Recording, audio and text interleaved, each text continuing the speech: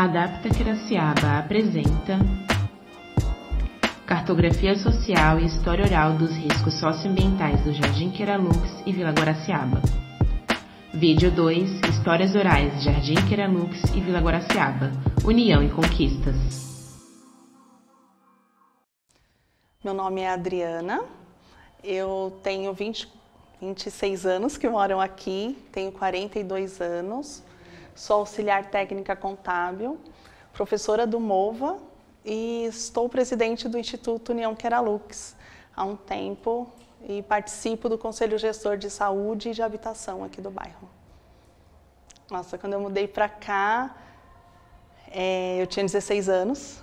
Então eu senti assim um pouco de desespero, porque era tudo lama, a água e a luz não era regularizada, porém era um sonho da minha mãe ter a casa própria, né? A gente estava saindo do aluguel e morei um tempo com a minha tia, acho que em média de 2 meses, enquanto ela construía.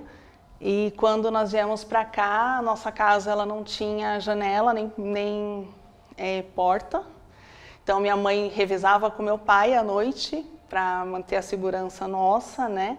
Como eu estudava aqui em Ermelino, trabalhava em São Miguel, para a gente ficava muito mais fácil vir para cá do que continuar morando com a minha tia. Então, nós viemos para cá e aos poucos a gente foi terminando a construção da casa, né? Até que surgiu a história de que o grileiro ia derrubar tudo e a gente ia ficar sem nada. Então, eu vim com a minha mãe aqui na associação, conversar com a presidente na época, né? E ela falou que era uma área que não tinha mais jeito, que era a área que a gente conhecia como esqueleto. Ela falou que não era para ter invadido lá. E aí aquilo me deu um desespero muito grande, né? E nós começamos a pedir ajuda. Aí veio uma outra pessoa interferir pela associação, falou, não, vamos sim ajudar o bairro todo, não vai ser só a área daqui, se cair lá, cai aqui também, então vamos atrás de permanecer aqui, né? Então eu comecei a fazer parte da associação naquela época, ajudava como secretária, porque as carteirinhas eram tudo num papelzinho de pão, e aí eu fui ajudando a organização e participei também da luta contra a reintegração de posse aqui no bairro.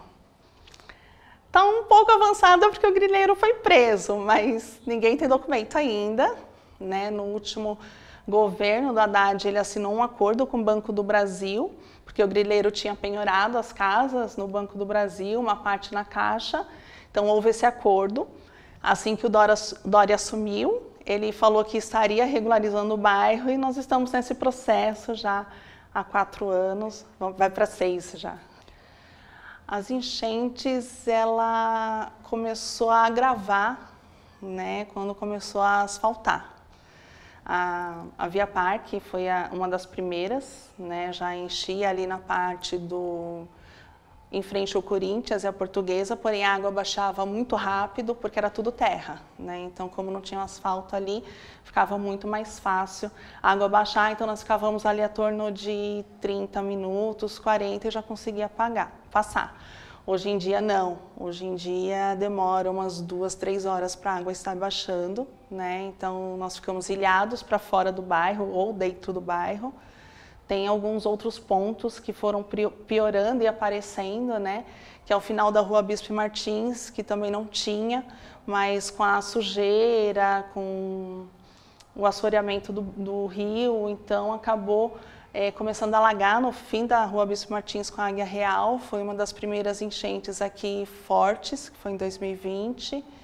Teve uma em 2008, onde o Ministério Público veio e interditou algumas casas, falou que ia ter a remoção daquelas famílias, porém nada foi feito, que eles queriam entregar R$5.000 para as famílias só, e o Ministério Público falava que não, que tinha que ser moradia digna, então por conta disso as pessoas continuaram lá, né? E em 2020 a água chegou a 2 metros de altura lá, né? Tem a linha do trem, a Lindo Bétio, que a linha do trem tem toda a água da linha, que como caiu o muro, então não tem mais um muro, colocaram grade, então ela cai aqui para o bairro também, né? E tem o córrego que foi canalizado, 2 córregos aqui do bairro, e isso agravou e acaba piorando a enchente aqui no bairro.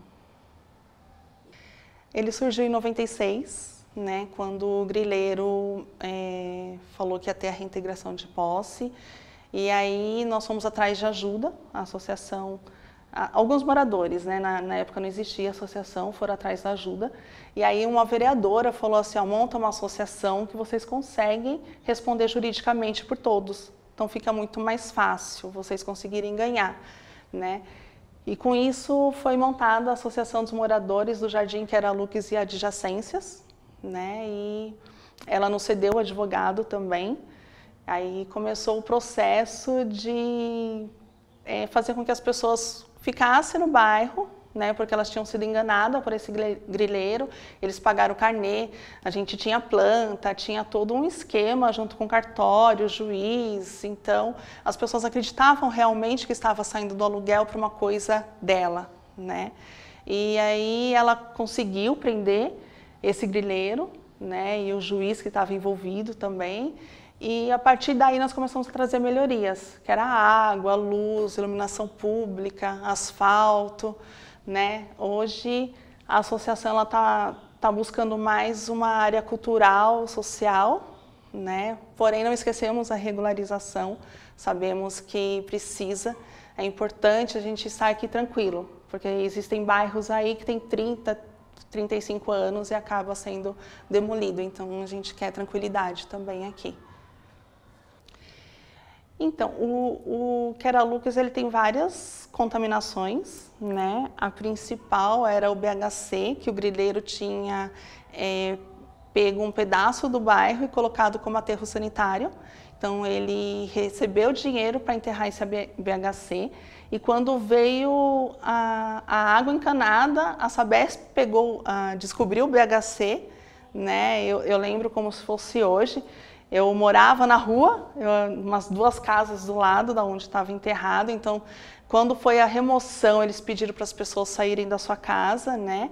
E quando eu estava indo para a escola, que da escola eu ia para outro lugar, minha mãe já tinha saído, eu vi eles chegando todo cheio de, parecia um astronauta, assim, sabe? Com aquela capa toda, capacete, então foi tirado esse BHC do solo, porém contaminou o lençol freático, né? E nós passamos assim vários anos atrás de um laudo da CETESB falando se era contaminado, se não era, se podia continuar morando, se não podia, né? Até que conseguimos um laudo falando que só não podia utilizar a água do lençol freático e nem cavar fossa, né? Mas poderíamos estar aqui, porém como medida protetiva deveria ter o asfalto. Isso foi em 2012, 2013, mais ou menos, e nós conseguimos o asfalto só em 2020. Né? Então, o poder público ele é bem lento, né? Bem complicado. Bom, quando a USP chegou, né, pra gente, assim, foi uma alegria, né, porque a gente fala, moramos do lado da USP, hoje já é um ponto de referência, né, a gente sempre comenta, é próximo à USP Leste, né, então é importante nós sabermos que está trazendo universidade para a comunidade, né? Embora a gente saiba que nem todos aqui têm acesso, que existe uma dificuldade da população entender que poderia estar lá, né? Mas era uma, como se diz, uma potencialidade para o bairro, né? Então, valorizou muitas casas aqui quando a USP chegou. O diretor da USP eu fui me apresentar, ele foi muito receptivo na época. Nós tínhamos um projeto, o Recreio nas Férias, e o Segundo Tempo, ele abriu as portas, na época de férias, ele falou, ó, traz suas crianças. Então eu levava 300 crianças para a USP, ficava louca aquela época, aquela semana, mas era gratificante você ver as crianças lá dentro, né, brincando, correndo, participando de um cinema que muitos aqui nunca tinham conhecido o cinema, então a gente usava o auditório. Então era assim muito bom, né? Foi muito bom. Hoje em dia eu acho que tem um pouco mais de dificuldade, né, mesmo porque nós não temos esse apoio também do governo de ter esses projetos, então para a gente levar as crianças lá é um pouco mais difícil, dependemos de voluntários. O projeto Recreio nas Férias, ele só pode funcionar agora com voluntariado e eu não consigo um voluntário para olhar 40 crianças e se responsabilizar para levar no passeio. Né? Antes a prefeitura dava o monitor, agora eu teria que arrumar tudo, e o espaço, os voluntários, quem cozinhasse, e é uma coisa que para mim é super inviável, né? Mas foi um momento muito bom. Nós temos parceria ainda com alguns professores, né? Tem professores que faz questão de trazer os alunos aqui no INCERD, conhecer o bairro, para mostrar que não é um bairro perigoso, que nem eles ouvem por aí, né? Quando a USP entrou, eu estava na lotação, indo para a faculdade, né? E aí uma mãe estava vindo mostrar o caminho para o filho que ele ia fazer na USP. E ela estava retornando para o metrô. Aí ela falou assim, mas olha, toma cuidado, não mexe em celular e não sei o que, sabe, dando várias orientações. E nós sabemos que tem esse paradigma lá fora, né, que as pessoas falam que é um lugar super perigoso e não é bem assim. Então, essa parceria com os professores eu agradeço de coração. Sempre que eu preciso do espaço também, levo meus alunos do MOVA para lá. E poderia existir mais, né, mas a gente vai caminhando aos pouquinhos. Eu acho que o bairro aqui ele é bem tranquilo. Eu chego na madrugada e eu não me preocupo, né, com questão de segurança. Aqui é um vizinho cuida do outro, nem que seja para falar depois. Mas ele cuida, sabe? Ele sabe o horário que a pessoa saiu, o horário que a pessoa chegou. Dificilmente você vê uma pessoa aqui que mora sozinha, se acontece alguma coisa, o vizinho não ficou sabendo. O vizinho ficou sabendo, o vizinho acolheu, o vizinho socorreu. Até mortes que aconteceram de pessoas que moravam sozinhas dentro de casa, o vizinho estava ali atento, né? Então, são coisas assim que você não tem em qualquer bairro, né? Então, o trabalho também das agentes comunitárias, participando, indo nas casas, é uma coisa que eu estava comentando num grupo ali, que não tem em outros bairros, né? Então, você se sente segura. Quando começou o Covid, as pessoas usavam as máscaras fora daqui. Quando ela passava ali pela Via Parque, já tirava, porque ela se sente segura, que é um bairro bem tranquilo. Quem está aqui há alguns anos sabe, né, dessa característica. Tem gente que vem e fala assim, nossa, parece bairro do interior. Eu tive um chefe que falava, Adriana, você não mora em São Paulo, não é possível, isso aqui não é São Paulo. Né? Até brinquei com ele no Face esses dias, falei, meu, você vem para o interior quando? Né? Porque as pessoas têm essa característica aqui. A grande maioria é nordestino, né? Então as crianças gostam de ficar na rua até tarde, aqui brinca de bola, de bicicleta, empina pipa. E são coisas que você não vê em outro bairro. Então é uma coisa aqui que eu gosto muito. As principais forças para mim seria a união, né?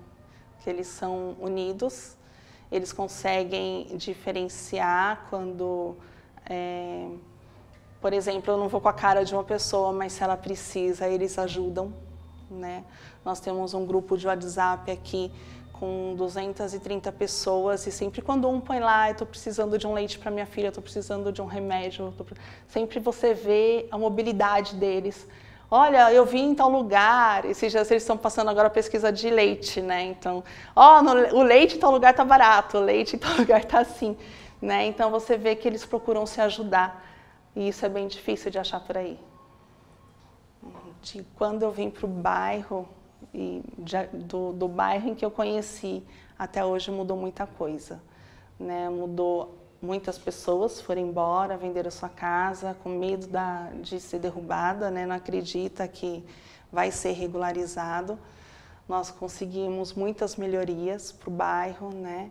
E a gente percebe assim, eu dei aula para umas pessoas aqui na quinta série que hoje em dia já tem filho. E aí quando eu vejo, até às vezes me assusto, falo, nossa, faz tanto tempo assim, né, filhos grandes. E a evolução do bairro, cada dia eu acredito que esteja melhor. A gente está conseguindo aos pouquinhos. Muitos falam que é um bairro novo e que tem bastante coisa, mas nós somos ansiosos, né, então a gente já quer para ontem. Mas eu acredito que aos poucos a gente está melhorando a cada dia que passa. A regularização fundiária. Eu espero que a gente consiga a regularização fundiária e que consigam um acesso e que algumas pessoas aqui, que a gente consiga trazer projetos, né, culturais, de educação, projetos profissionalizantes, para que a gente consiga tirar boa parte da juventude da rua, acabar com esse tempo ocioso e que eles comecem a acreditar que eles podem sim fazer uma USP e estudar numa universidade. Agradecemos a Adriana pela contribuição para a história dos bairros e o Inker pelo espaço. Fiquem atentos para os nossos próximos vídeos.